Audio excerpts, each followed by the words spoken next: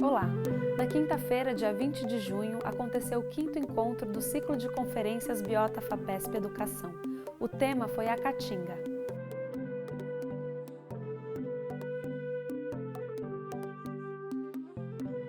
O professor Luciano Paganutti de Queiroz falou sobre a origem, a evolução e a diversidade da vegetação, ressaltando que, apesar das circunstâncias desfavoráveis, a Caatinga tem grande variedade de plantas, sendo muitas delas endêmicas. Essa ilustração da viagem do Spix e Martius, que foram 2 naturalistas alemães, acho que todo mundo conhece, né, que passaram por Januária em 1818 e registraram essa paisagem aqui, né, essa lagoa de aves aqui, com tuiuius, coisas que hoje não existem mais na Caatinga, e nós não temos hoje nem nenhuma lagoa marginal do Rio São Francisco, que é onde eles estavam aqui, uma paisagem sequer parecida com essa. Então, pode ser que nós já tenhamos perdido muito das informações básicas sobre a diversidade da Caatinga, pode ser que o que nós temos hoje seja realmente uma representação muito pequena, e nós estamos tentando fazer um trabalho de detetive, né? O bioma Caatinga, ele está localizado principalmente na região nordeste, avançando um pouco para o estado de Minas Gerais, aqui no sudeste, principalmente a região lá do Vale do São Francisco. A maior parte da Caatinga está nessa faixa marrom clarinha aqui, que é exatamente altitudes entre 200 e 500 metros. Exatamente nessa região onde nós temos as menores precipitações pluviais. Então, quando nós falamos de vegetação de Caatinga, o principal fator limitante que explica a presença dessa flora, dessa vegetação aqui, é exatamente uma quantidade pequena de chuvas. Algumas áreas, como essas áreas aqui em vermelho, chegam a ter 11 meses sem chuvas. Então, quando nós pensamos nas respostas adaptativas da vegetação, nós temos que ter em mente essas questões. Uma das principais estratégias adaptativas dessas plantas é exatamente um ajuste fenológico. A maioria das plantas perde as folhas na estação seca. Esse padrão fenológico não vai sustentar uma formação de uma floresta de grande porte. As plantas não têm um crescimento contínuo o ano todo porque elas não têm água disponível o ano todo. Então, nós temos uma vegetação de porte baixo com dossel descontínuo. A grande maioria das plantas lenhosas da Caatinga, elas são armadas de acúleos ou espinhos. Existem diferenças anatômicas entre acúleo e espinho, mas do ponto de vista de quem está sendo espetado, o efeito é o mesmo, né? Então, essa é uma característica importante da vegetação de Caatinga. É uma vegetação que tem um grau de armamento grande. Outra estratégia de defesa é a presença de tricomas urticantes. Também uma coisa que torna o caminhar dentro da Caatinga bastante árduo, além do calor, além dos espinhos, são esses tricomas que se quebram com facilidade, penetram na pele, injetam uma substância irritante que causa coceira, causa dor, etc. Outra característica da vegetação é a microfilia. Se nós compararmos o tamanho das folhas das plantas de Caatinga com plantas relacionadas em áreas de cerrado, áreas de Mata Atlântica, nós vamos ver que, no geral, elas têm folhas pequenas. Quer dizer, as unidades fotossintéticas são pequenas.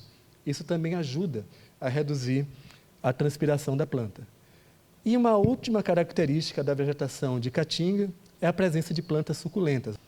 Quando nós pensamos em suculentas, talvez a primeira família que vem na cabeça é exatamente Cactácea.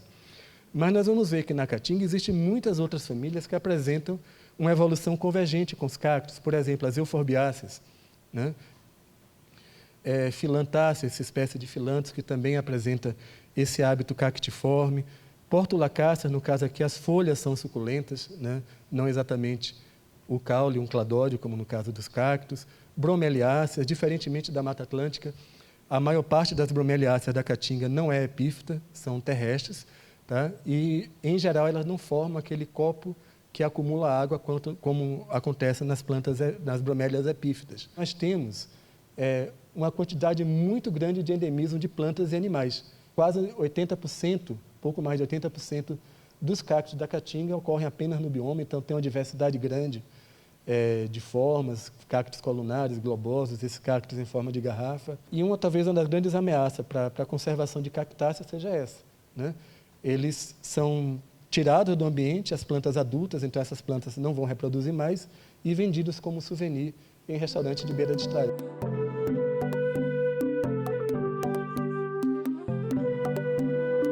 O professor Adrian Garda falou sobre a fauna do ambiente, enfatizando que esta é a região semiárida mais diversa do mundo.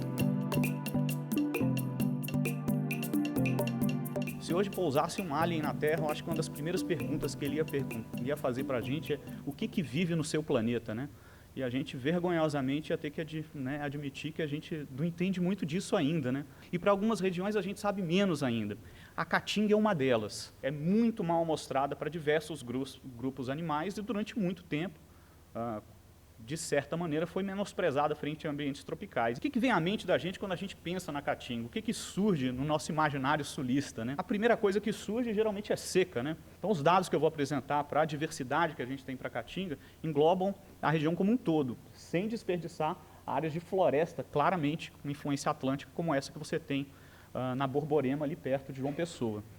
Então, na diversidade, por muito tempo, como foi enfatizado aqui para plantas, foi considerado como um bioma sem caráter, certo? Com baixa diversidade, baixos níveis de endemismo, e como se ele fosse composto de uma subamostra da fauna do Cerrado e do Chaco. E isso foi fruto, sem dúvida nenhuma, de comparações inapropriadas e incompletas, uma grande carência de dados. Se você for considerar que no Rio Grande do Norte a gente publicou esse ano a primeira lista de anfíbios para o estado todo, e é um estado do tamanho maior que a Holanda, né? Mais de 40% do bioma nunca foi inventariado para vários grupos. Certo? E um grande número relativo de endemismo, né? Para peixes é uma coisa impressionante em vertebrados, né? 57% das espécies. Aqui são 4 espécies endêmicas da caatinga, de répteis e anfíbios. Então, a gente tem aqui Coritomantes greenwich, vocês podem ver mais ou menos aqui a estrutura da crista da cabeça do animal, que é altamente adaptado para reproduzir e se esconder durante a época seca. Ele fecha a fresta da rocha com a cabeça dele, que a pele é toda colada em cima da cabeça. Então, o animal sela a entrada de uma fresta e guarda a água ali e passa 4, 5 meses, né, escondido dentro dessa região, esperando chover de novo. 6 meses no mínimo, dependendo da região, né? Pode ser muito mais. Aqui também, mais uma espécie descrita pelo Miguel Truffaut Rodrigues, aqui da USP. Isso é Scriptosaura catimbau, parece uma serpente, mas é um lagarto. E é um lagarto adaptado a regiões de solos arenosos, né? Eles se enterram e literalmente nadam dentro da areia. E você tem uma grande quantidade de lagartos com esse padrão na caatinga, principalmente nas áreas das dunas do São Francisco, por exemplo, né? A gente tem uma identidade dentro do bioma, só com os trabalhos, né, de levantamento de fauna a gente percebe isso, e a gente tem uma gama enorme de técnicas para estar fazendo isso que o pessoal não tinha há 15 anos atrás. A gente tem um sistema de georreferenciamento de amostras, a gente tem metodologias computacionais e laboratoriais para analisar os dados de uma maneira incrível. O desafio continua sendo esse daqui, né? A gente sair da nossa casa, né, e fazer levantamentos e buscar as amostragens que são necessárias para testar isso, né? Então, não adianta ficar no quintal de casa, como eu costumo dizer para os alunos, a gente precisa sair e amostrar essas regiões para fechar essas lacunas amostrais, né? O professor Braulio Almeida Santos falou sobre as principais ameaças ao ecossistema, destacando a importância de se ampliar o apoio à pesquisa e ao ensino para garantir a preservação de sua diversidade biológica.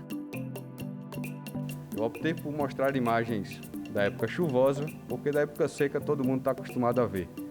A principal ameaça que a caatinga sofre atualmente é o desmatamento, é a perda de hábitat e a fragmentação. O meu interesse é em saber até que ponto eu posso fazer isso sem comprometer significativamente as funções do ecossistema. Tá? Não se trata simplesmente aqui de proteger biodiversidade por proteger, mas se trata de entender como funciona para saber até que ponto a gente pode intervir no sistema. E no caso da caatinga, a gente está intervindo no sistema sem saber quais são as consequências. Então, para que nós desmatamos a caatinga? Principalmente para fazer lenha e carvão vegetal. 1/3 dela é para uso residencial.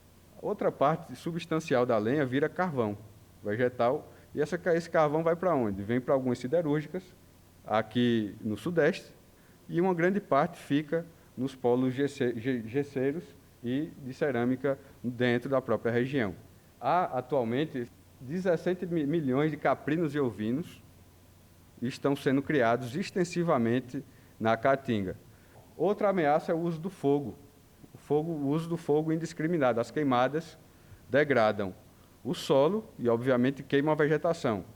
A água, embora muito escassa, também é mal utilizada. Há exemplos, por onde você ande, no semiárido, há exemplos de salinização por uso indevido de água. O sistema é muito frágil. A gente desmata, a resiliência é muito pequena, muito baixa. Não tem como voltar ao estado original em 10 anos, em 20 ou em 30. Então, a tendência é desertificar mesmo. Fundamental não são as práticas, não é deixar de criar bode na caatinga, não é deixar de desmatar, deixar de usar lenha na caatinga, não é deixar de usar fogo na caatinga, é usar de maneira racional. Então, é preciso de quê? Apoio para pesquisa e ensino. Falta em todos os níveis, de pesquisa básica aplicada, ensino básico, é educar absolutamente todos os que vivem ou que fazem uso da região. Aí a gente tem que resgatar o sentimento de pertencimento. Então, como é que você vai querer conservar uma área que você não se sente própria, ou você não se apropria dela?